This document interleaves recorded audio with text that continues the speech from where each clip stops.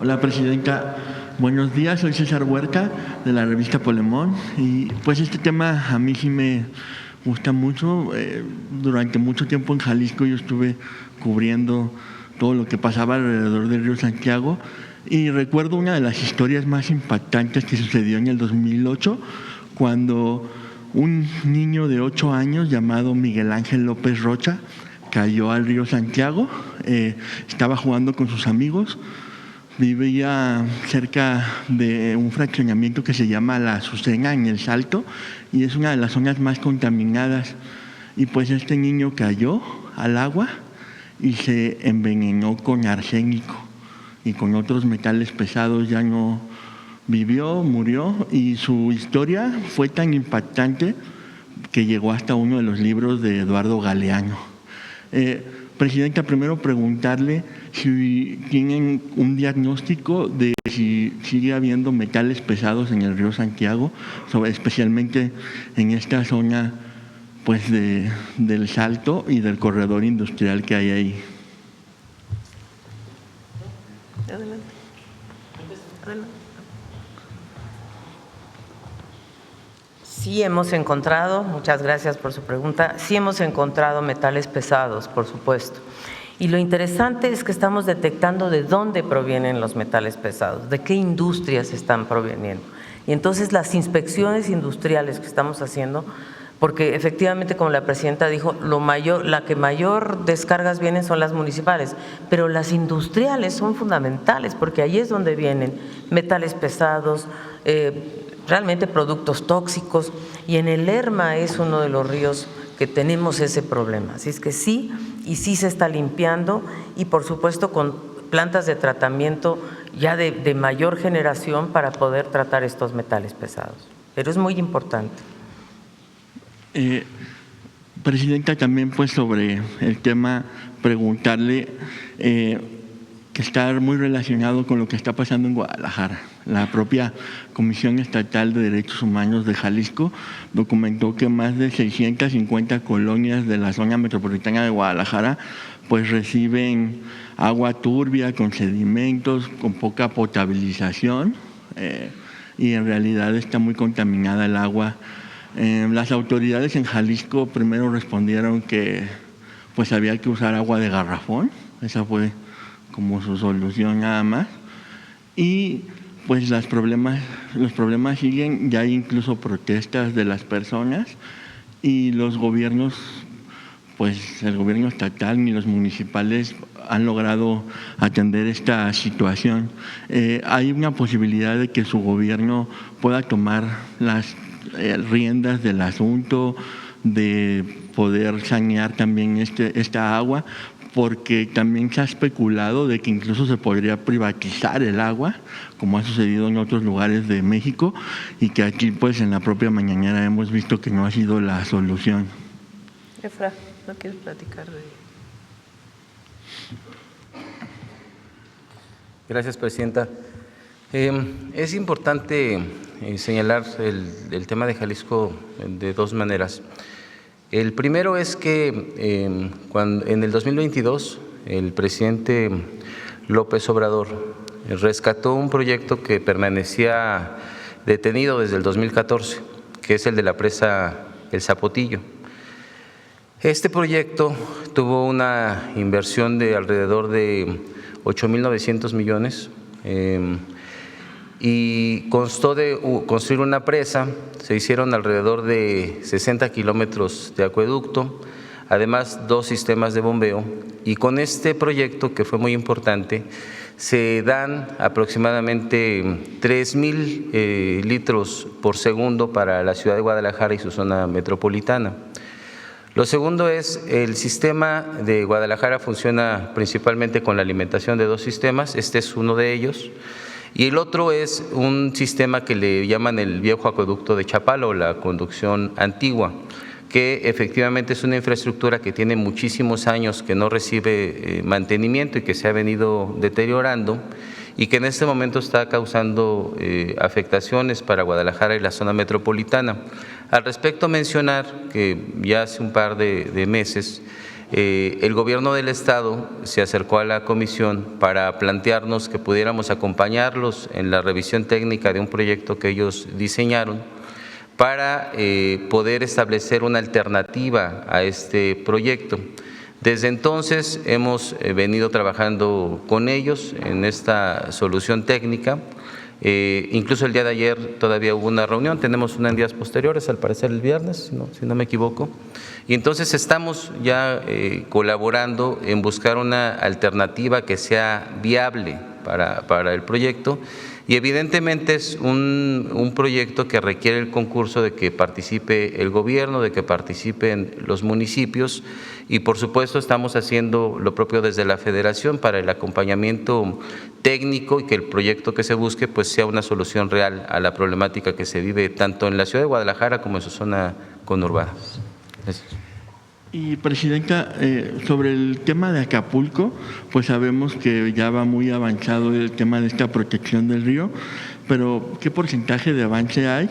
Y también vimos pues en la presentación de que se habla de nuevos centros de vigilancia y protección de las aguas nacionales. ¿Esta es la primera vez que se pondrá en marcha algo así? Porque es importante que existan estos nuevos centros.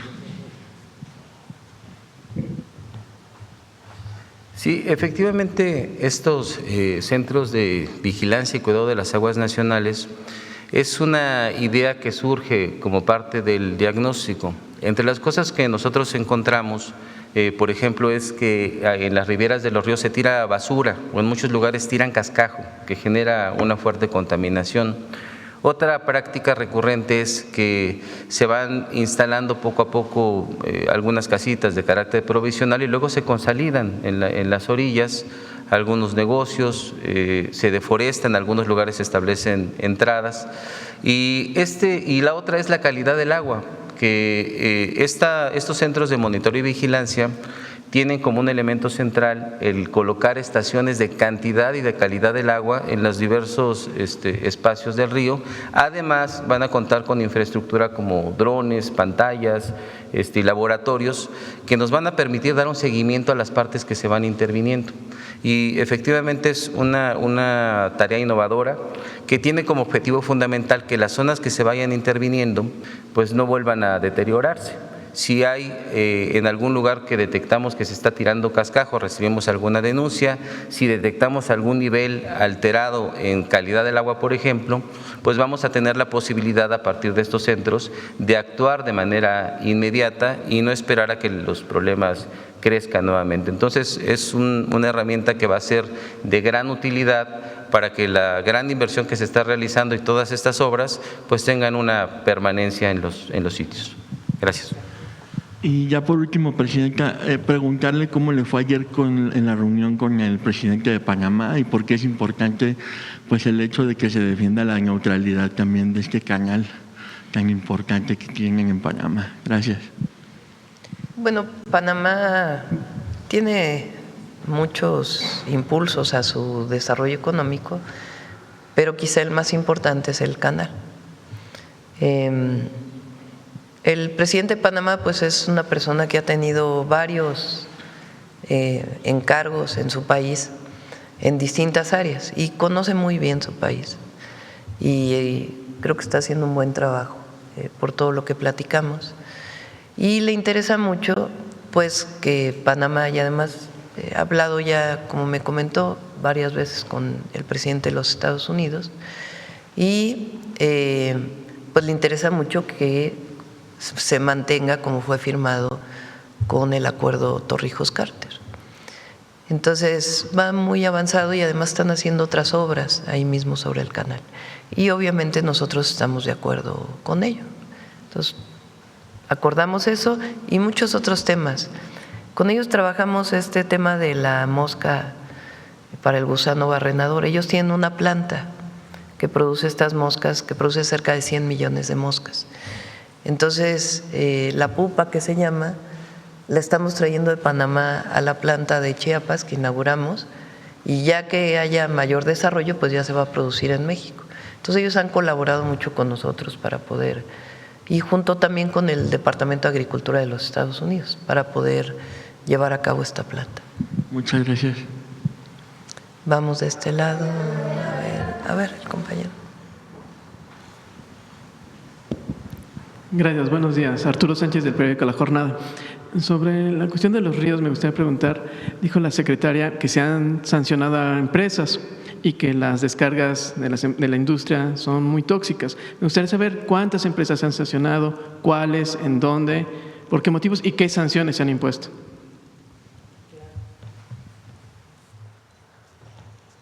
Sí, hemos sancionado, la verdad, a una gran cantidad de empresas, más bien, no sancionado, hemos inspeccionado. Y en estas inspecciones hemos hecho 60 inspecciones detalladas en los 3 ríos y en algunas hemos impuesto sanciones, en otros casos hemos clausurado. No tengo aquí el dato exacto de cuáles empresas son, pero lo tenemos. Y lo que hemos hecho es que esas multas o sanciones también se integran, por supuesto, a la tesorería de la Federación, pero también en algunos casos pactamos con las empresas para que ellos contribuyan, compensen, o sea, primero arreglen el problema, por supuesto, y que tengan su planta de tratamiento o que se conecten a las que estamos haciendo, pero sobre todo también que nos puedan compensar para que en lugar de que sea una multa, por ejemplo, nos ayuden a construir el humedal o contribuyan en la reforestación o que realmente ellos hagan el esfuerzo ya de limpieza de su propia industria, porque la verdad es que no había esa supervisión y lo que dice Efraín, los centros que tenemos de monitoreo nos van a permitir saber qué industrias están, porque muchas de ellas se conectan al desagüe municipal. Y ese es parte del problema. Entonces, sí hemos hecho 60 inspecciones detalladas y estamos monitoreando 1,400 industrias y hemos instalado 3 centros, uno en el río Lerma, otro en el Tula, otro en el Atoyac, con la iniciativa privada, con las industrias, para que ellos también sepan qué estamos haciendo, se capaciten y en sus licencias ambientales únicas se pueda incorporar el tema de la calidad del agua. Presidente, por otra parte, me gustaría preguntarle sobre que el Departamento de Seguridad Nacional de Estados Unidos reportó que el 14 de julio, el martes, un mexicano más murió en una operación migratoria del ICE y que presuntamente murió atropellado por un autobús por un camión, después de que bajó intentando huir de los agentes migratorios. Me gustaría saber si ya está identificado ese mexicano. Sí. A ver, pregúntale a Roberto. Me informó día de ayer, ya no hablé con él de este tema, pero de inmediato cuando ocurrió me informó y se pusieron en contacto con las familias de parte del consulado y para ver si tenemos el nombre de este mexicano, que en efecto en un operativo del ICE él corre y al cruzar una calle es atropellado. Entonces se incorpora también como parte del trabajo que estamos haciendo, tanto en la forma diplomática como en las denuncias directas. En este mismo sentido, el presidente Trump ordenó que se reactiven las detenciones en tránsito. ¿Qué opina de esto? Bueno, saben que no estamos de acuerdo nosotros. Si hay alguna persona que haya cometido algún delito, pues debe de perseguirse. Pero la migración no debe criminalizarse per se. Entonces, si hay una persona que por razones migratorias, de acuerdo con las leyes de Estados Unidos, debe ser deportada, pues que se haga en el marco del respeto a los derechos humanos. Si hay una persona que cometió un delito, pues que se le siga su proceso por ese delito. Pero si hay una persona que lleva 30 años trabajando en los Estados Unidos, que ha sido contratado, que incluso en algunos de sus casos tiene papeles de trabajo, en otros no, pues que siempre haya respeto a los derechos humanos y colaboración con el país de origen, en este caso nosotros.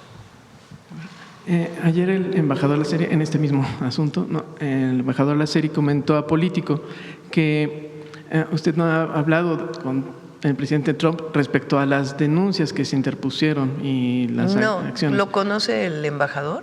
El secretario de Relaciones Exteriores habló con el embajador, ha hablado también con el Departamento de Estado con, no sé si es subsecretario o cuál es exactamente su cargo, Landó, han estado informados de todo lo que hemos estado haciendo y cuáles son nuestras razones. Directamente con el presidente Trump no he hablado recientemente.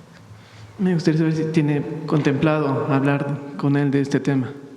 Pues en el momento que hablemos tocaremos este tema. Lo he tocado varias veces, el tema de las y los mexicanos en Estados Unidos. En otro asunto también me gustaría preguntarle sobre el percance que tuvo el corredor interoceánico. ¿Qué reporte le dieron del nuevo descarrilamiento del tren de carga? Sí, van a dar más que descarrilamiento, se movió, digamos, no cayeron completamente los vagones, pero sí fue un incidente. Ayer se reportó por parte de la Marina y se están haciendo las revisiones. ¿Tendrá alguna incidencia en la reactivación del tren de pasajeros? De inmediato se va. Del tren de pasajeros lo vamos a informar. Ya están las observaciones por parte de la empresa TÜV, de la empresa consultora TÜV, que fue consultada para poder llevar a cabo todas las recomendaciones que nos plantean. Ya están esas recomendaciones, las está trabajando Andrés Layud con el corredor interoceánico, con el tren, y ya las vamos a informar pronto. Por último, me gustaría preguntarle sobre el informe que ayer dio la Fiscalía sobre la entrega de El Jando, ¿no? Mauro Alberto Núñez Ojeda, y que tardó 10 meses, reconoció que tardó 10 meses en encontrar indicios de que él fue el piloto que trasladó ilegalmente al Mayo Zambada. En ese sentido, me gustaría saber si existe la posibilidad, si usted considera que hay alguna responsabilidad del exfiscal Gertz Manero y si se le podría llamar a rendir cuentas por este tema. Pues tiene que revisarlo la fiscal. La Fiscalía ayer dio pues lo que ocurrió, tal cual ocurrió. Y si hay alguna responsabilidad, pues tiene que determinarlo la propia Fiscalía. ¿Estas fallas cómo afectan su estrategia? ¿Cómo afectan el que se hayan entregado a estos? A final de cuentas, el tema del Mayo Zambada es un tema que su propio gobierno ha defendido como un asunto de defender la soberanía. ¿Cómo afectan este tipo de fallas, esta estrategia y esta posición del gobierno de México? Bueno, ayer mencionó la Fiscalía que esta persona fue interrogada dentro del marco jurídico. Esta persona dijo no pertenecer a ningún grupo delictivo, de acuerdo con lo que dice la Fiscalía, y están todas las grabaciones y todo lo que tenga que hacerse, incluso poder, en su caso, ir a conocer una nueva declaración. Hay esa posibilidad en los Estados Unidos. Pero quien debe determinar si hay algún problema relacionado con la investigación que se está haciendo, pues es la Fiscalía. ¿Pero usted se siente satisfecha con el trabajo de la Fiscalía en el periodo de Gertz Manero con estos resultados? Pues es lo que ocurrió. Entonces, más allá del tema de la persona que llevó el avión, porque si no se reorienta a la parte central que nosotros hemos planteado. El elemento central de lo que hemos planteado es si hubo participación del gobierno de los Estados Unidos en la entrega de estos dos presuntos delincuentes a Estados Unidos. Porque la información que dio el gobierno de Estados Unidos en su momento, a través del embajador y de las visitas que se hicieron por parte de la Fiscalía a la revisión del avión, es que no habían tenido ninguna participación. Al mostrar el avión como parte de un operativo del FBI en una feria, pues hay una contradicción. Ese es el tema central, más allá de si se envió a esta persona que en su momento no se conocía que había sido el piloto de esa aeronave y que después ahora con la fiscal se conoció que en efecto sí era ese piloto. Gracias, presidente. Sí. Vamos de este lado. A ver, ¿quién más? A ver, acá atrás. ¿Qué tal, presidenta? Muy buenos días a usted y a todos mis compañeros. Pues sobre el tema, presidenta, es acerca de si existen ya carpetas de investigación sobre delitos ambientales que se pudieron haber cometido dentro de las inspecciones, si tienen ya un número de denuncias frente a la Fiscalía. Sí, perdóname, me distraje, es que me mandó un… No se entiende el informe, a ver si te lo pueden mandar bien, Roberto, por favor. Discúlpame, me distraje leyendo el documento. No, no se preocupe, Presidenta. Le comentaba Juan Fierro del periódico tiempo.com.mx y puentelibre.mx de Chihuahua. La primera pregunta es acerca de si existen algunas denuncias referente a las inspecciones que se realizaron en estas cuencas derivado de delitos ambientales que se pueden haber detectado. ¿Cuál es el objetivo? Y así lo ha planteado la Secretaría de Medio Ambiente. El objetivo final es la limpieza de los ríos, es la restauración de los ríos, la restauración ambiental, la limpieza, que ya no tengan contaminación. Entonces es a través de la Profepa que se han o clausurado o inspeccionado empresas. El objetivo no es llevarlos ante la ley, aunque si hubiera un delito ambiental se puede hacer. El objetivo es que cumplan, que tengan sus plantas de tratamiento y que cumplan con la ley. Entonces, ese es el objetivo y en ese sentido lo estamos viendo desde una perspectiva de atender la situación y no llevarlos al Ministerio Público y luego quién sabe qué pasa. Lo que queremos es que se limpie el río y que si va a seguir trabajando esa industria, esa condición de que realmente ponga su planta de tratamiento y todo lo que se tiene que hacer y las multas ambientales que tendrá que pagar. Esa es la visión con la que estamos limpiando los ríos. Gracias. Otra de las cosas que me llamó la atención aquí por parte de la exposición es acerca de que son los ciudadanos en muchas ocasiones los que van y tiran la basura a los ríos, como si fuera parte de una cultura, ponce, de décadas, ¿no? ¿Cómo realizar este tema o cómo se está trabajando, qué acciones se realizan para lograr esta famosa paz con el río que nos comentaba ahorita?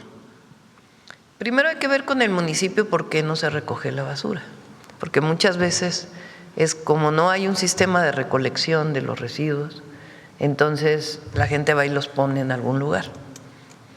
Entonces, el objetivo pues es que haya un sistema de recolección de basura y trabajar concientizando a las comunidades del daño que provocan de tirar los residuos en ese lugar. Pero muchas veces es porque no tienen otra opción. No quiere decir que esté bien, pero lo que hay que resolver es el tema de fondo, que haya recolección de basura y la concientización con la gente para que no tire la basura en el río. Gracias, Presidenta. Cambiando de tema, desafortunadamente continúa el conflicto político-militar en Irán y esto pues bueno conlleva algunas implicaciones, sobre todo en lo que es el estrecho de Hormuz. Preguntarle, ¿cuáles han sido de alguna otra manera el esfuerzo financiero que ha hecho México en este tema, sobre todo en el control del aumento de la gasolina y hasta cuándo podríamos de alguna otra manera mantenerlo, Presidenta, porque pues bueno, vemos que se está alargando el conflicto? Digamos que hay compensación en algunos casos de alguna inversión que se hace por parte del gobierno. Se reduce el impuesto a la gasolina para que no suba de precio, pero también por estar más alto el precio, Pemex paga más de impuestos al gobierno, de lo que se llama el derecho del bienestar, que es el 30% de la producción. Entonces eso representa un ingreso mayor. Y también de algo de exportación que tiene Pemex, pues también hay un ingreso por parte de esa exportación, que ya es poca, porque la mayoría va al procesamiento, pero esa parte que todavía se exporta tiene una compensación. Digamos, si ponemos de lo que entra y de lo que sale de tesorería, a la fecha son alrededor de 20,000 millones de pesos, pero vamos a seguir haciéndolo, porque no podemos permitir que suba el precio de los combustibles. Vamos a seguir manteniendo la gasolina en 24 pesos y el diésel en 27. Y a seguir presentando cuáles son las gasolineras que no cumplen y aquellas que están cometiendo alguna irregularidad, pues también se sancionan. Pero eso tiene que ver con controlar la inflación y tiene que ver con no afectar a la economía de las familias y sobre todo las que menos tienen. Entonces vamos a seguir haciéndolo. Si es que el incremento en el precio internacional del petróleo impacta en el incremento en el precio de los combustibles en México. Gracias, Presidenta. Ya por último, hace la semana pasada nos presentó lo que es la Ley General de Derechos de los Pueblos Indígenas y Afroamericanos. Me llamó la atención el tema de los delitos que se están creando. Uno de ellos es el etnocidio, el cual pues bueno, se está planteando dentro de esta misma consulta que se está realizando.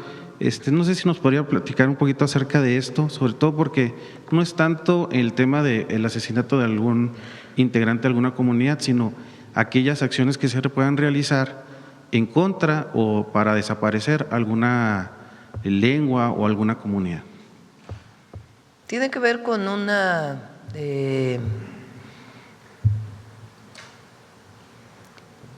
con algo que a propósito se comete para que eso ocurra. Porque puede haber disminución de las personas que hablan una lengua por otras razones. Pero si hay una situación en donde deliberadamente hay una afectación cultural o a las personas. Pero puede venir Adelfo para explicarlo con más detalle. Muchas gracias, Presidente. Buenos días. Vamos acá. A ver, la compañera. Muchas gracias, Presidenta. Buenos días, Jimena Mejía, de Grupo Imagen. Consultarle, Presidenta, el representante comercial de Estados Unidos declaró ayer que las conversaciones comerciales formales con México registran avances, mientras que las discusiones con Canadá aún no han generado las concesiones que busca el presidente Donald Trump. Si nos podría adelantar un poco cómo va en este sentido. Recuerden que el 20, la próxima semana, viene un equipo de USTR aquí a México para seguir en las conversaciones y poder llegar a algunos acuerdos que nos den pues mayor estabilidad en los siguientes años. Recuerden que al no prolongar 16 años el presidente Trump el tratado, entramos en un proceso de revisión anual para los próximos 10 años y en cualquier momento puede volverse a reconocer, si así lo desean los tres países, otros 16 años. El objetivo para nosotros es que la revisión de este año pues sea la revisión más importante y que en todo caso después ya nada más sea un asunto de si cumplimos o no cumplimos ambos países con lo que acordamos, más que una nueva revisión o nuevos aranceles, sino que quede este año establecido, mientras más pronto pues evidentemente mejor, y que ya los siguientes años su revisión pues tenga que ver con el cumplimiento de lo que acordamos.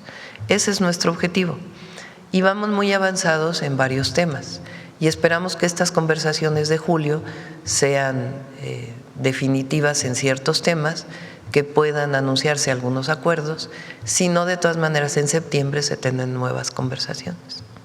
Gracias, Presidenta. En otro tema, consultarle, conocer su opinión sobre la intención del activista de la comunidad mormona Julián Levarón para la candidatura del partido Somos México a la gubernatura del estado de Chihuahua. Él fue pues muy crítico en la administración pasada. ¿Cuál sería su opinión? Bueno, pues tiene derecho a ser candidato de un partido. Gracias. Y por último, Presidente, usted nos comentaba su agenda del domingo va a estar muy ocupada, pero ¿cuál sería su pronóstico de quién pudiera ganar el Mundial o cómo lo vería? No hay pronóstico. ¿A quién le van ustedes? España. A ver, ¿quién le va a España? Bájenla. Perdón. ¿Quién le va a Argentina?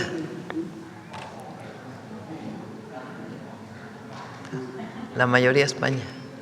¿Y los que no votaron? Pumas.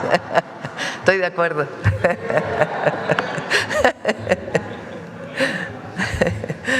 Bueno, vamos. Gracias. Por acá. Vamos de este lado. A ver el compañero que atrás.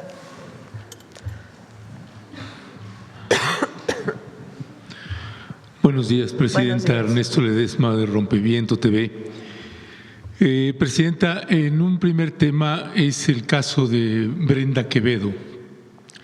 Ya ha sido expuesto aquí en diversos momentos y hemos estado dando seguimiento y hemos tenido algunas entrevistas también con Brenda Quevedo. El caso se agudiza porque Brenda Quevedo tiene su abogada, que es Carla Michelle Salas, que también ha estado aquí en la mañanera. Y el juez, que tiene por nombre Carlos Alberto Rico Mondragón, del Juzgado Primero de Distrito en materia penal aquí en la Ciudad de México, se niega a dar una audiencia para finalmente modificar las medidas cautelares que tiene Brenda Quevedo y que pueda salir, que pueda trabajar, que pueda rehacer su vida después de casi 19 años presa injustamente. El Grupo de Trabajo de Detenciones Arbitrarias de Naciones Unidas pues ya solicitó también al gobierno mexicano, porque reconoció la tortura y solicita la liberación inmediata. Eso implica también que el Poder Ejecutivo podría actuar en este sentido.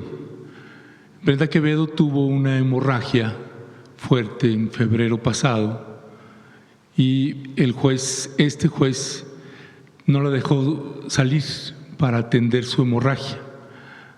Lo máximo es que autorizaron que fuera una ambulancia y la hemorragia paró ya hasta la madrugada. Entonces el juez considera que ya no es urgente y no es necesario que se le hagan los estudios, porque al parecer podría tener miomas Brenda Quevedo. Este juez no autoriza que Brenda Quevedo pueda ser atendida en una clínica privada, solamente autoriza que sea en el Hospital General. El Hospital General le da cita a Brenda Quevedo en marzo de 2027 y ni siquiera se puede salir a una clínica a atenderse. Y entonces, como el Hospital General autoriza hasta marzo de 2027, le puede atender a Brenda, entonces el juez dice, ok, pues que se atienda en marzo de 2027. Este mismo juez, ahora que detuvieron a la hermana de Emilio Lozoya, este mismo juez, el día que solicitaron la modificación de la detención, autorizó, suspendió la detención de la hermana de Emilio Lozoya el mismo día que solicitó. Y en el caso de las abogadas de Brenda Quevedo, ni siquiera les quiere dar audiencia. Cuando se solicita una audiencia para solicitar cambiar la medida cautelar, es cosa de 2 días. Simple y llanamente no autoriza a este juez. Y quisiéramos ver, ayer que estaba también gente de la Fiscalía, pues también quería participar, no fue posible, porque podría ya haber un desistimiento por parte de la Fiscalía General de la República. Este mismo juez autoriza, le da audiencia a la familia de Isabel Miranda de Wallace, presuntamente fallecida. Y a ellos les da audiencia, pero a las abogadas de Brenda Quevedo no. Quisiéramos saber si hay alguna manera de que el gobierno mexicano pudiera intervenir ya de una manera pues más categórica, que pudiera la abogada Carla Michelle Salas tener también un encuentro con la fiscal Ernestina Godoy, con funcionarios de su gobierno, para poder atender el caso de Brenda Quevedo. Me comprometo a 3 cosas. Una, que Luisa María Alcalde pueda revisar el caso y junto con Secretaría de Gobernación, la Subsecretaría de Derechos Humanos, vea si hay una violación a derechos humanos y que puedan atenderlo. Lo segundo, hablar con Ernestina Godoy para que pueda recibir a las abogadas. Y lo tercero, un llamado desde aquí al Tribunal de Disciplina del Poder Judicial para que pueda revisar este caso. Por lo que narras, pues es algo muy injusto. Entonces, las 3, Luisa María con Secretaría de Gobernación, Ernestina Godoy, llamarla personalmente, a lo mejor nos está escuchando, para que pueda tener una audiencia con las abogadas. Y lo tercero, un llamado al Tribunal de Disciplina Judicial del Poder Judicial para que revise el caso de este juez. Le agradezco, Presidenta, muchas gracias. Un segundo tema sería el caso Ayotzinapa. Desde diciembre, si no mal recuerdo, se había hablado para ver la posibilidad de esto que solicitan las padres y madres de los normalistas, que pudieran retomar el caso quienes fueron en su momento titulares del grupo interdisciplinario de expertas y de expertos independientes. En este caso, la abogada y fiscal Ángela Buitrago y Carlos Beristain. Ellos recibieron una llamada, acabo de entrevistar a Ángela Buitrago, la entrevistamos. Ella recibió una llamada del subsecretario Arturo Medina en febrero pasado para ver si ellos estaban dispuestos a incorporarse otra vez en el caso Ayotzinapa. Ángela Buitrago respondió que sí, que con mucho gusto, y que querían saber nada más las condiciones para poder retomar el caso. Ángela Buitrago, le hicimos una pregunta sobre si habría un mensaje que pudiera enviarle a usted. Y literalmente, para no alterar lo que ella dijo, me dice: a mí me gustaría, y lo digo de corazón, sentarme con la presidenta Claudia Sheinbaum y contarle qué hay en la investigación, porque tal vez la están mal informando. Realmente quisiera decirle qué es lo que realmente está demostrado y qué no. Pero independientemente, que como madre también considera a las madres de los estudiantes. Entonces, la pregunta es si el gobierno ya ha solicitado a quienes integraron el GIEI, está dispuesto a que se reincorporen. Ellos sí están dispuestos y dispuestas. Y si usted recibiría a Ángela Buitrago para hablar, simple y llanamente darle una oportunidad a la palabra y que pueda escuchar el trabajo que ha hecho el GIEI y los datos de prueba que presentaron en cada uno de los informes que el Grupo Interdisciplinario de Expertos Independientes presentó, porque tenían esa particularidad, no como en el caso de la CNDH. Se presenta un informe, se consulta primero a los padres y madres, se les presenta el informe, se les invita después a la presentación en una conferencia de prensa donde las y los periodistas tenemos la oportunidad de hacerle preguntas directamente, como en el caso de usted en esta conferencia matutina. Entonces quisiéramos saber si es factible y es deseo también del Gobierno de México que se puedan reincorporar el Grupo Interdisciplinario de Expertas Independientes bajo otra figura. Entiendo que tendría que ser otra figura, pero quisiera saber la disponibilidad de ustedes. En primer lugar, el GIEI ya no existe. Eso es algo que es importante que se sepa. Sí, sí. No es lo mismo que sean contratados por el gobierno a que sean parte de la asesoría de una institución independiente. Nosotros le pedimos a la oficina al Alto Comisionado de Derechos Humanos en México que viera la posibilidad de incorporar estos expertos o a otros. La respuesta que tuvimos de ellos es que no serían esos expertos y que nos propondrían otros expertos. La Oficina del Alto Comisionado de Naciones Unidas en México. Incluso de este tema hablé con el Alto Comisionado cuando estuvo en México. Sí nos podían ayudar a tener algunos expertos independientes que pudieran revisar la investigación que estamos haciendo.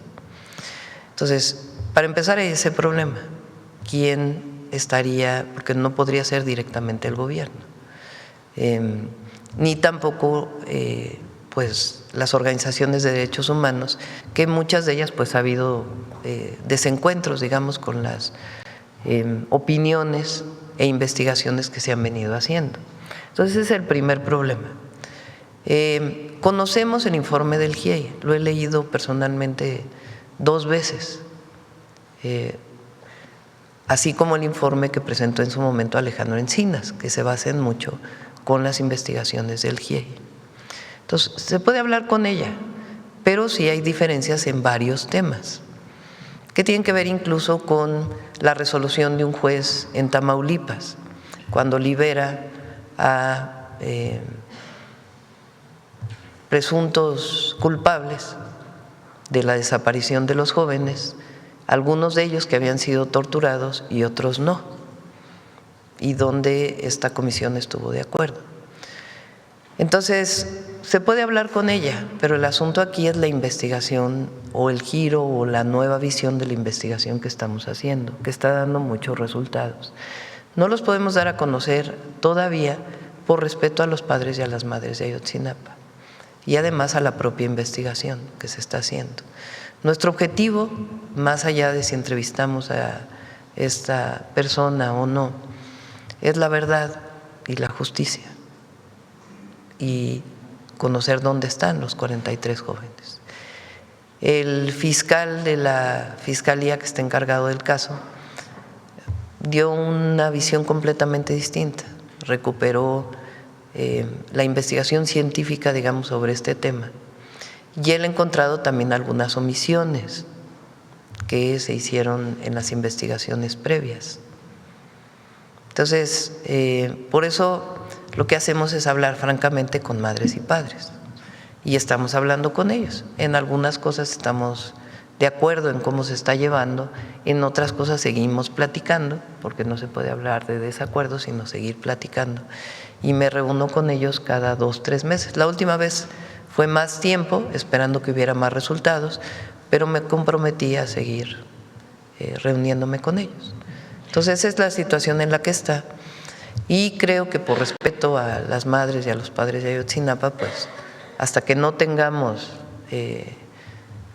la evaluación de ellos de si podemos salir públicamente con lo que hemos encontrado y lo que estamos encontrando, pues no podríamos nosotros hablar de este tema.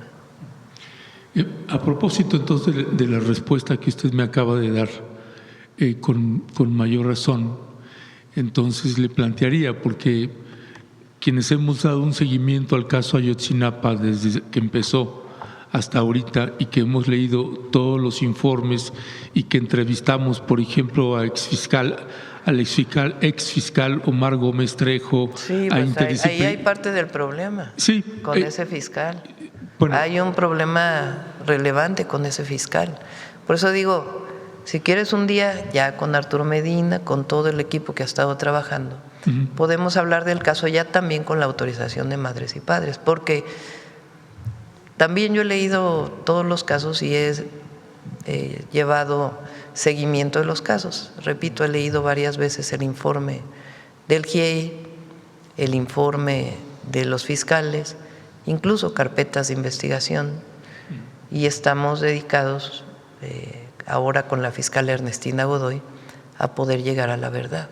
Entonces, no creo que sea el momento para entablar una discusión sobre este tema. No, sí, yo entiendo. Y no es por negarnos a hablar de Ayotzinapa, ni mucho menos, sino por respeto a las investigaciones y a los familiares. Sí, no pretendo tener una discusión sobre el tema, es nada más respondiendo a lo que usted acaba de responder, Por eso el planteamiento es en esa lógica que usted tiene, que dice lo que queremos es saber la verdad y encontrar a los muchachos, poder tener en esa búsqueda un diálogo con Ángela Huitrago, Se puede donde tener tenga un la diálogo. oportunidad de la Repito, palabra. No sé si tenga más informes de lo que ellos ya pusieron en el informe de su comisión. Entonces, puedo hablar con ella. Quizá es más importante que hable el fiscal encargado de este caso, ¿no? Para tener su visión de esta situación.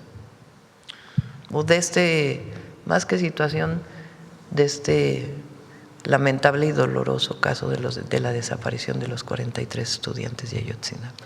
Sí, los padres y madres de los normalistas estarían muy gustosos de que pudiera tener un diálogo. También ellos tienen cada uno una visión.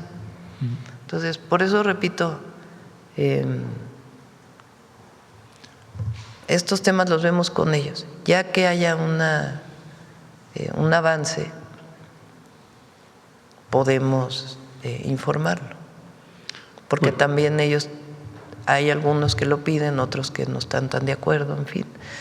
Entonces, por eso es por respeto a ellos, es mejor dar un informe posterior. Bueno, ya ellos dirán. Presidenta, en el último tema es con respecto de este problema y este conflicto que han tenido con la CENTE. Y en este anuncio que ha hecho usted, que hará algunas consultas directamente en las escuelas con maestros y maestras. Y para no entrar también, que sé que es un tema que puede generar también mucha discusión, le plantearía si el gobierno estaría dispuesto a abrir un espacio como antes había en las vespertinas, en las conferencias vespertinas en el sexenio pasado, cuando se hablaba del tema del COVID y se daban explicaciones, o ahora que la consejera jurídica también tiene un espacio para eso. ¿Por qué no darle una oportunidad también a la palabra y que haya un espacio donde la CENTE y los funcionarios de su gobierno puedan hacer una presentación y una exposición de motivos? Son los maestros, no es la CENTE, con todo respeto. O sea, la CENTE tiene la representación sindical en Oaxaca, en Chiapas y en Zacatecas, nada más. Sí, pero la reforma es para todos los trabajadores. Sí, es para las y los maestros. Y también hay otros maestros de la Ciudad de México, de Querétaro, de Jalisco, del Estado de México, de Baja California, que tienen sus posiciones. Entonces, fíjense, te voy a poner un ejemplo.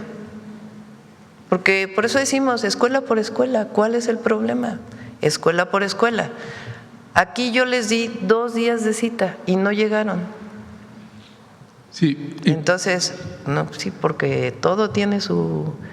entonces, ¿quién lo tiene que discutir? ¿Quién lo tiene que decidir?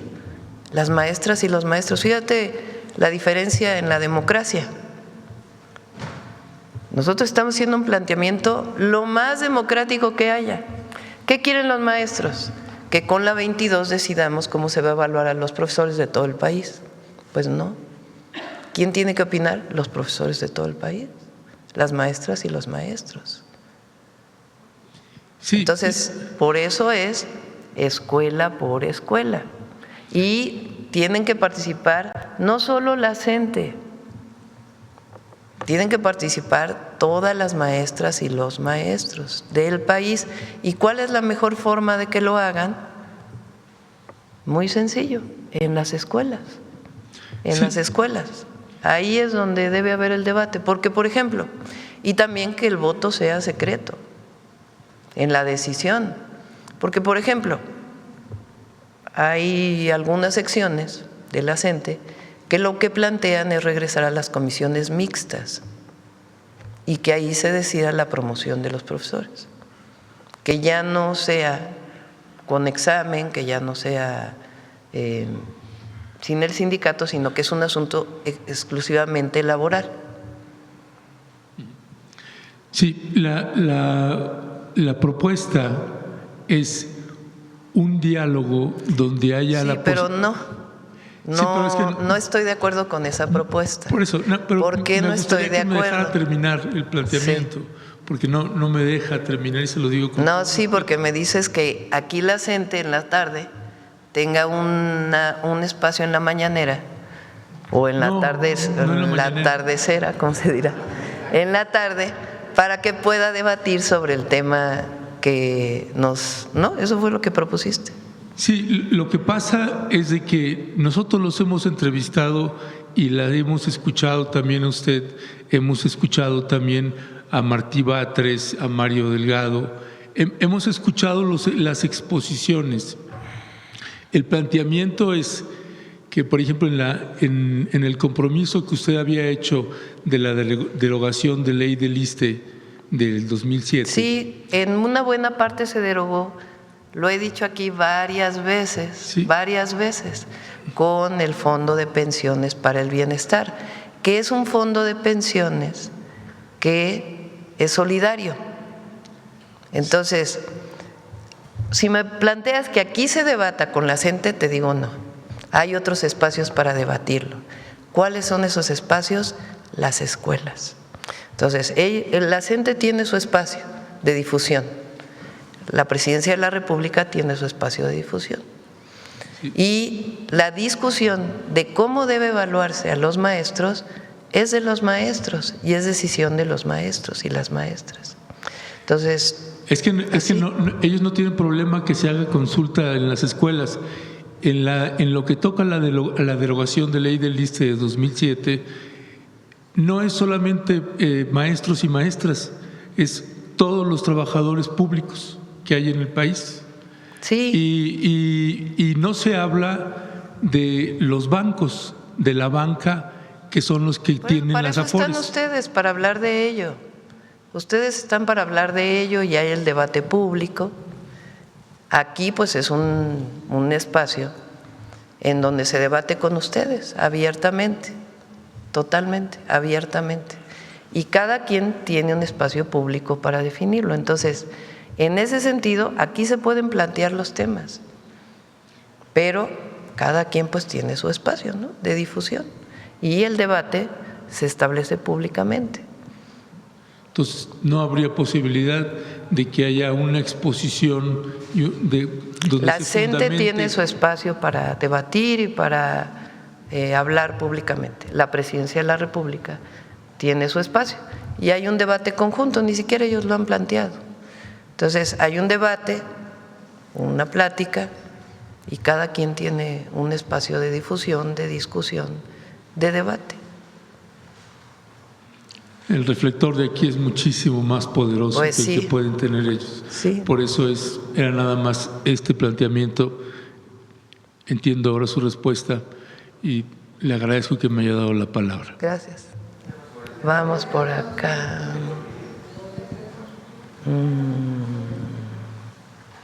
Puede haber un debate público, pero la mañanera es otra cosa. En otro espacio, o en la tarde, pero no aquí. Este es el espacio pues de la Presidencia de la República y aquí se discute. Por eso, un debate público en otro lado, con todo gusto. Bueno, vamos por acá. Muchas gracias, Presidenta. Buenos días, Yaret Arcénega, de Revista Fortuna. Presidenta, en el caso del río Atoyac, en Revista Fortuna confirmamos que si bien era necesario trabajar con el sector automotriz que se ubica en la zona para analizar las descargas, pues también era necesario una revisión de descargas de tipo urbano. Otro problema de la zona era el uso intensivo y a veces pues desordenado de grandes zonas agrícolas. Preguntarle pues si podría comentarnos cuáles son los grandes retos que está teniendo el saneamiento del río Atoyac. Pues uno de los más problemáticos es la descarga de textiles, de pequeñas empresas textiles que están en la ribera del río o cerca del río, en Tlaxcala y en Puebla, principalmente es Tlaxcala, aunque también una parte en Puebla. Ahí hay descargas al río que tienen que ver con las tinturas que se usa para la mezclilla y otras telas. Ese quizás es el mayor de los retos, porque como bien decía Alicia, hay una parte que es contaminación química y hay otra biológica. Es más fácil de tratar la biológica que la química, pero tiene que hacerse para que no se contamine el río. Quizá, ¿no? Alicia, ese es de los temas más… Muy importante la pregunta, porque en Atoyac, como dice la señora presidenta, son fundamentalmente textileras. También hay otras industrias. Y por cierto, quiero corregir el dato que les di antes. Hemos inspeccionado 280 empresas, 63 en Tula, por eso me confundí, creía que 60 era el total, no, 280 en total. Y en Atoyac hemos visitado 89 empresas, muchas de ellas textileras. Y aquí el problema, señora presidenta, es que las grandes plantas textileras tienen como a parceros, como que en la comunidad se reparte el lavado de las mezclillas, por ejemplo. Entonces es muy difícil, las casas están lavando y por lo tanto los taninos van a dar al río. Y entonces es muy difícil realmente, o sea, que esas descargas puedan ser conducidas, pero eso ya se está trabajando, ya identificamos el problema, ya visitamos 89 empresas en el Atoyac, 63 en Tula, 128 en Lerma, y les hemos impuesto en multas de 56 millones de pesos a todas las que hemos visitado, 8 clausuras, y de ahí muchas de ellas han sido del Atoyac, precisamente. Muchas gracias. También, presidenta, calificado como el último río vivo de la Ciudad de México está el río de la Magdalena Contreras. Preguntarle si se tiene pues algún plan de recuperación o si se está trabajando. Se ha hecho mucho en el río Magdalena. Cuando fui secretaria de Medio Ambiente se amplió una planta potabilizadora. Después, cuando Marcelo Ebrard fue jefe de gobierno, se hizo una parte muy importante también de saneamiento. Y después, como jefa de gobierno, hicimos un nuevo saneamiento. Hay una parte importante del Magdalena que es los dinamos, que de alguna manera hubo un primer ordenamiento, pero no logramos el total ordenamiento. Y sé que Clara Brugada está trabajando en ello. Y eso hay que trabajarlo con las comunidades. Durante un tiempo es una zona de tierras comunales, una parte muy importante. Acaba hace muy poquito de elegirse nuevamente creo que quedó una mujer de presidenta de bienes comunales.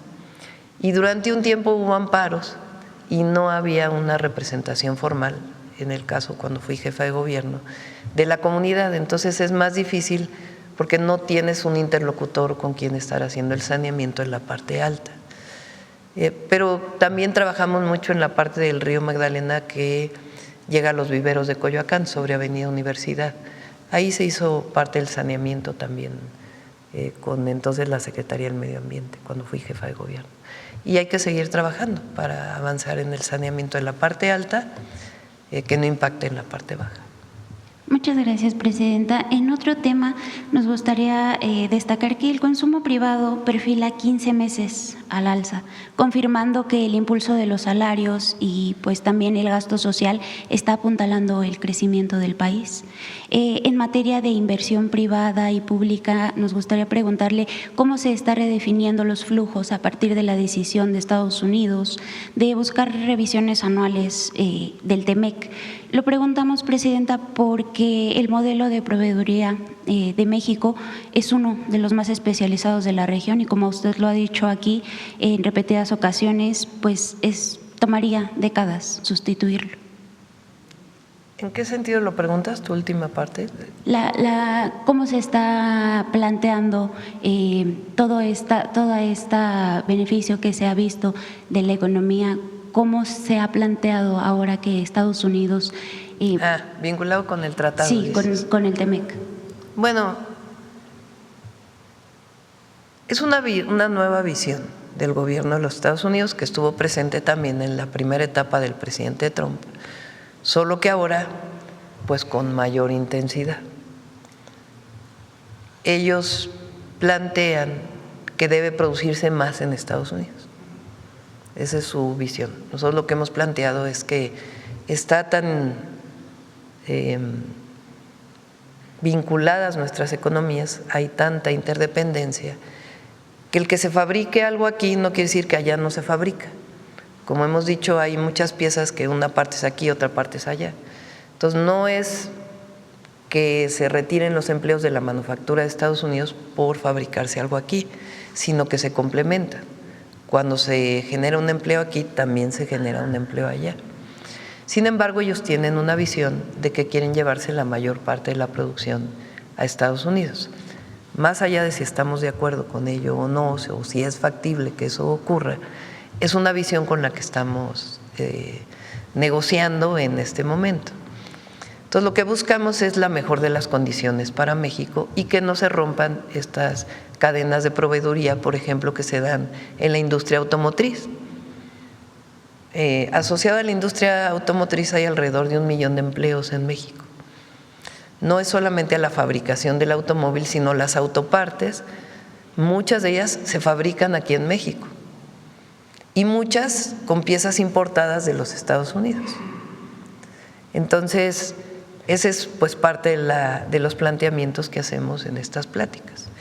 Y esperamos llegar a un acuerdo, pero este es, digamos, lo que está de fondo, que ellos quieren llevarse toda la producción allá. Desde nuestro punto de vista, por cómo están establecidas las cadenas, es muy difícil que eso ocurra, pero además a nadie le conviene perder empleos, ni a ellos ni a nosotros, ¿no? Entonces nosotros defendemos los empleos de México, ellos los de Estados Unidos, y el objetivo es ver de qué manera podemos acordar en la mejor de las condiciones posibles. El consumo privado lleva 15 meses. El consumo privado son 2 temas, el aumento salarial y los programas de bienestar. Los 2 influyen en el incremento del consumo privado, que habla pues de que la economía se está moviendo. Muchas gracias, Presidenta. Ya por último, en el marco de la firma y el envío de esta iniciativa de ley general para prevenir, investigar y sancionar y reparar el daño por el delito de feminicidio, nos parece importante contrastar, Presidenta, que la ONU advierte en marzo de este año un estancamiento global en los avances hacia la igualdad de género. ¿Usted coincide con este planteamiento, Presidenta? ¿Considera que existe un retroceso global en los derechos de las mujeres? ¿Y qué responsabilidad tienen hoy las mujeres líderes como usted para impulsar pues nuevamente esta agenda? Pues no es el caso de México. De hecho, México subió en el ranking que se llama de protección de derechos de las mujeres. Una parte tiene que ver con los derechos políticos, que México es de los países más avanzados.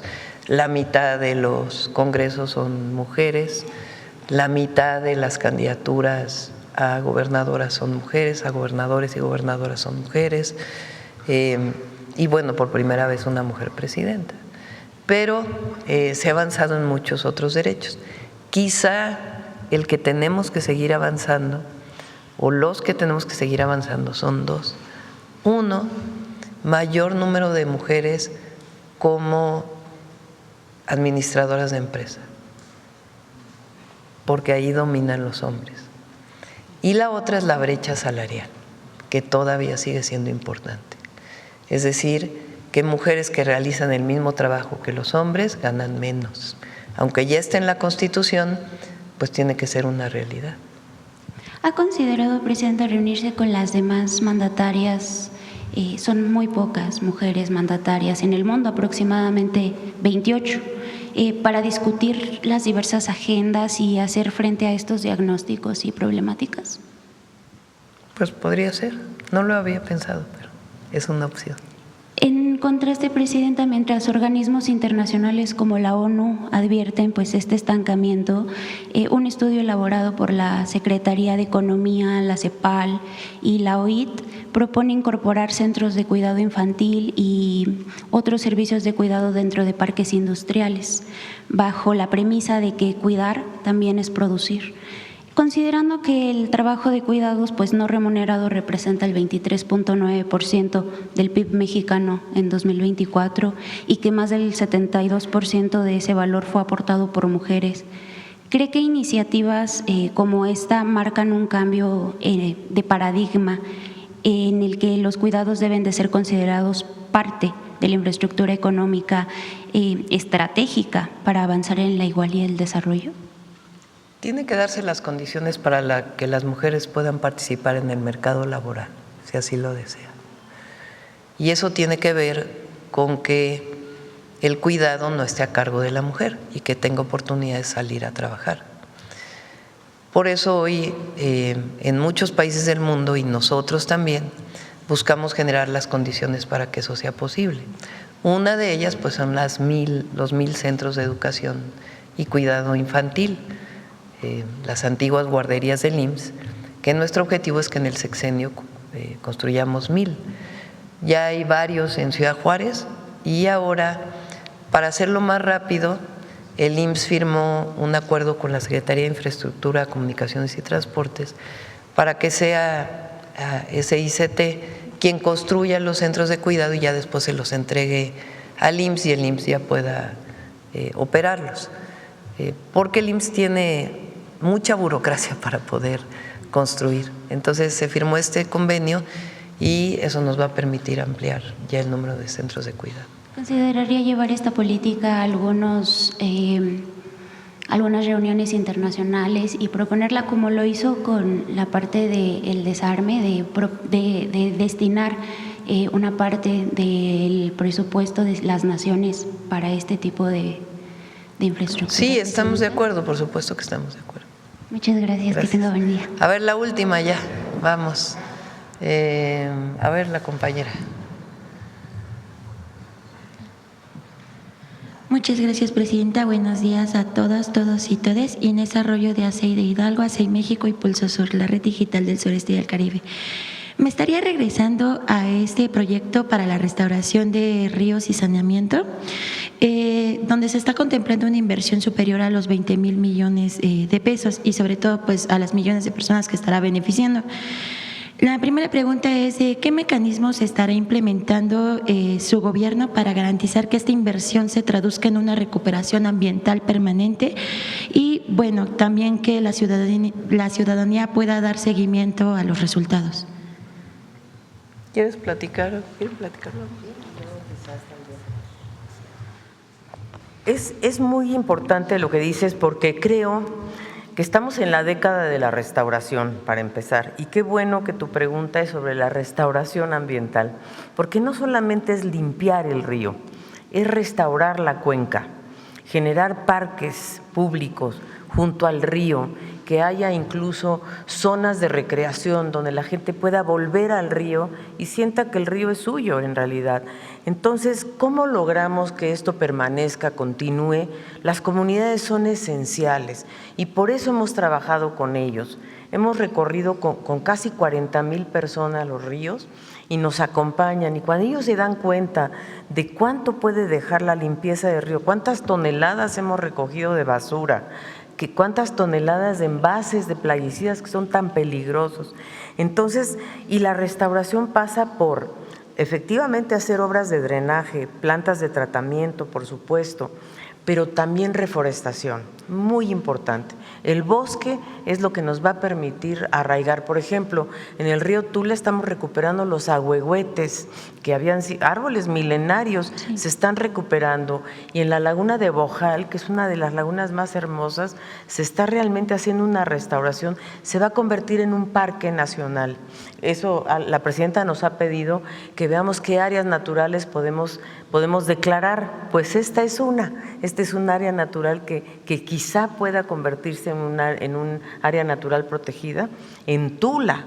Y te digo, y eso estamos haciendo lo mismo en Lerma, lo mismo en Atoyac, destacando dónde podemos hacer humedales, parques, para que la gente en realidad regrese al río, con otra actitud. Ahora, ¿por qué tiran la basura en el río? La presidenta lo contestó muy bien, porque no hay lugares donde rellenos sanitarios. También estamos abordando ese problema en Puebla, lo estamos abordando en Tlaxcala, por ejemplo, en Tula, porque ¿qué sucede? Nosotros generamos al día 140,000 toneladas de residuos, los mexicanos, sí, diarios, que no podemos seguir así. La mayor parte de esos residuos son plásticos que van a dar al mar. Entonces, parte por una educación ambiental, sin duda, y la economía circular, que nosotros la estamos promoviendo como algo, o sea, el reciclaje, nosotros separar la basura en nuestras casas para que no vayan a dar a los ríos. Y creo que el programa de restauración incluye precisamente crear áreas naturales protegidas en los ríos, reforestar, muy importante, que haya menos inundaciones con taludes, ¿no? Y por supuesto plantas y colectores que saneen el río. Y esperamos que la gente sobre todo nos ayude a que estas acciones sean permanentes. Muchísimas gracias, secretaria. También usted, presidenta, había mencionado de la construcción de espacios públicos en estos proyectos. No sé si nos pueda compartir detalles si se trata de algunos deportivos, parques. Efra. Sí, buenos días. Lo que estamos buscando, yo quisiera comentar dos cosas. Uno, lo que estamos buscando son asociar la infraestructura a espacios de convivencia familiar. En algunos casos se trata de deportivos que están ubicados al interior de las propias plantas de tratamiento y contemplan, por ejemplo, canchas, por ejemplo, pasarelas a través de los humedales. Es el caso, por ejemplo, de la planta de Tlaxco. Estamos también pensando en que haya trotapistas. Es un proyecto muy completo que va a permitir convivir con toda esta infraestructura que se está generando. En otros casos estamos hablando de parques lineales o de soluciones que estamos basando en la naturaleza como humedales, en donde las familias van a poder convivir. En otros son trotapistas que les van a permitir hacer deporte en un lugar que ya se encuentra saneado, que se encuentra limpio, que es un espacio para la convivencia. Y la otra cosa que quisiera complementar un poco lo que señaló la secretaria Alicia, es que la instrucción que nos ha dado la presidenta es que el enfoque de estos proyectos sea un enfoque integral, que no se vea únicamente en términos de obra, de realizar plantas de tratamiento y tubos y darle mantenimiento, sino que se trate de atender el tema de la forestación, de la contaminación, de la basura, de las áreas que están deforestadas, de incluso los pasos para poder conectar a las comunidades y que esta infraestructura se conviertan en puntos de encuentro.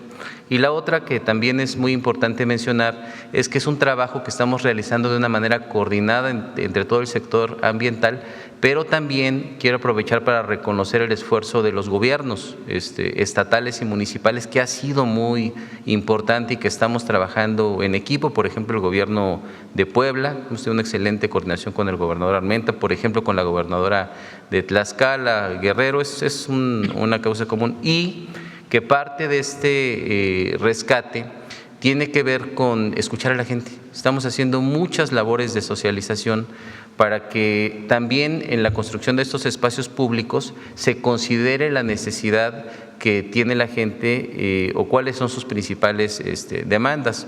Y eso nos permite que, aparte de que la recuperación ambiental sea permanente, pues que también la propia comunidad se apropie de estos espacios y los conserve en el lapso de tiempo, ¿no? Gracias. Muchísimas gracias, presidenta. Si me permite concluir con la última pregunta. Ante la reciente visita que va a estar realizando en Quintana Roo, además de las labores de contención, ¿usted está evaluando ampliar el aprovechamiento del sargazo como materia prima para generar productos o impulsar proyectos productivos en las comunidades de Quintana Roo? Sí, lo más importante en este momento, Alicia ha estado trabajando mucho, igual que la gobernadora de Quintana Roo y la Secretaría de Marina y la Secretaría de Ciencia. Parte del problema es tener los instrumentos suficientes para poder pescar el sargazo en el mar. Ese es en este momento el mayor problema. Ya después que se tiene ese sargazo, entonces puede ser transformado y estamos totalmente de acuerdo en que pueda ser reutilizado para biomasa, como material de construcción. Hay muchas posibilidades. Pero lo importante, porque, bueno, lo puedo explicar de mejor manera, Alicia, ¿qué pasa cuando el sargazo llega a la playa? Sí, claro, por supuesto. Muy importante, estamos en las costas de Quintana Roo, están navegando 90,000 toneladas de sargazo, navegando. ¿Cuánto llega a la playa? 9,000 toneladas diarias. Es lo que está pasando ahorita, que es gravísimo. ¿Cuál es nuestra meta? Nuestra meta es recolectar 2,500 a 6,000 toneladas. Con el barco que tiene la Marina, con otro que está trayendo del Pacífico, para poder recolectarlo en alta mar, porque una vez que llega el sargazo a la playa, genera ácido sulfídrico y se pudre el sargazo, y ya es tóxico. Entonces, al pescarlo en alta mar, podemos entonces lograr un procesamiento del sargazo. Hay una planta pequeña pero muy eficiente en Puerto Morelos con la que ya estamos trabajando, que cuando el sargazo se lo entrega la Marina a esta pequeña empresa, ellos lo que hacen es producir un biofertilizante que es tan efectivo que lo están exportando a Estados Unidos en este momento. Y entonces lo que ellos plantean, esta empresita que se llama Carbon Wave, lo que ellos quieren hacer es poner estas empresitas en varios puntos en Quintana Roo para que ellos puedan producir este biofertilizante y exportarlo. Y lo pueden exportar a través de los puertos de Quintana Roo. Ya lo están haciendo en Puerto Morelos. Pero creo que, como dice bien la presidenta, lo primero es recolectarlo, que no llegue a la playa. Eso es fundamental. Con bandas de recolección que se están haciendo por la Secretaría. La Secretaría de Marina es la que realmente está ayudando mucho a la recolección. Tenemos que comprometer a los hoteleros para que ellos nos ayuden a la recolección también en alta mar, que no llegue a las playas. Y ahí entonces se modificó la carta pesquera para que el sargazo sea considerado un recurso pesquero y no un residuo como es ahora. Esa es un poco la estrategia. Y la economía circular. Queremos crear un parque de economía circular en Puerto Morelos, donde se trate el sargazo, y ya hay varias empresas que han manifestado su interés para producir biomasa, energía y productos. Digo, ya se producen hasta zapatos con el sargazo. Así es que, bueno, zapatos no, pero chanclas o ¿cómo se llama? Sandalias, ¿no? Ese tipo de cosas. Y para cosméticos, muy importante. Muchísimas gracias, presidente. Gracias. Que tenga buen día a todos. Gracias. Vámonos. Con permiso, presidenta. Muy buenos días a todas y a todos. Hace un año, en julio de 2025, presentábamos en este espacio la reforma al artículo 18 de la Ley sobre el escudo, la bandera y el himno nacional que impulsó nuestra presidenta en materia de reconocimiento de las mujeres que han transformado nuestra patria. Recordarán ustedes que en las efemérides oficiales de nuestro país no aparecía ninguna mujer ni todas las acciones que han realizado a lo largo de la historia y de las transformaciones de México. Desde ese julio hasta este julio ya de 2026, hemos recorrido la historia de 24 mujeres que se incorporaron a estas conmemoraciones cívicas y el día de hoy es un ejemplo. Un 16 de julio, pero de 1973, falleció Refugio Cuca García y es por ello que ustedes podrán ver la bandera de nuestro país el día de hoy izada a media asta, conmemorando este aniversario luctuoso de una extraordinaria mujer. Conozcamos a Cuca García. María del Refugio Cuca García fue profesora, sufragista y feminista. Nació en Taretán, Michoacán, el 2 de abril de 1889 en una familia con ideas liberales. Desde muy joven, abrazó la lucha revolucionaria, primero como propagandista maderista y después se involucró en la organización de grupos y tareas a favor de la causa constitucionalista y zapatista en diferentes regiones. En 1917 se incorporó al grupo de michoacanos que fundaron el Partido Socialista Michoacano, siendo la única mujer. En 1919 se sumó al recién creado Partido Comunista Mexicano y ahí participó en la instauración del Consejo Feminista Mexicano. En este espacio, Cuca García se definió como una comunista que luchaba por la emancipación de la mujer y su participación en la Revolución Mundial. Además, se pronunció en contra del imperialismo, el fascismo y la guerra. Asimismo, se integró al proyecto educativo impulsado por José Vasconcelos. Fue inspectora escolar en Zitácuaro y encabezó la Comisión de Maestros Misioneros Rurales enviada a Yucatán. En 1935 fue clave en la creación del Frente Único Pro Derechos de la Mujer, del que fue secretaria general y donde promovió el acceso a la educación, la salud, la tierra, el trabajo digno y los derechos políticos de las mujeres. Consideraba el sufragio femenino una reivindicación fundamental, pero le parecía insuficiente si no iba acompañado de una transformación de las estructuras económicas y sociales. El problema de la mujer no se resuelve con la obtención del voto, sino cuando se resuelva la situación económica de todos los hombres, de todos los pueblos. Cuca García consideraba que uno de los principales obstáculos para la emancipación femenina era el modelo de mujer limitado al matrimonio y la dependencia económica. La mujer que no aprende, que no estudia y que ve como única finalidad de su vida encontrar un marido, no puede formar hombres libres. En 1937 participó en la contienda electoral por una diputación federal en Uruapan, Michoacán, pero su candidatura fue anulada, pues la Constitución no permitía aún la participación femenina en el sufragio federal. Cuca respondió con una huelga de hambre para exigir una democracia que incluyera a las mujeres. En las décadas siguientes, refrendó su defensa del sufragio femenino y de las y los trabajadores. En 1973, Cuca murió en la pobreza en la Ciudad de México, tras una vida de lucha por los derechos de las mujeres y la justicia social. Muchas gracias. Gracias, Es todo, buen día.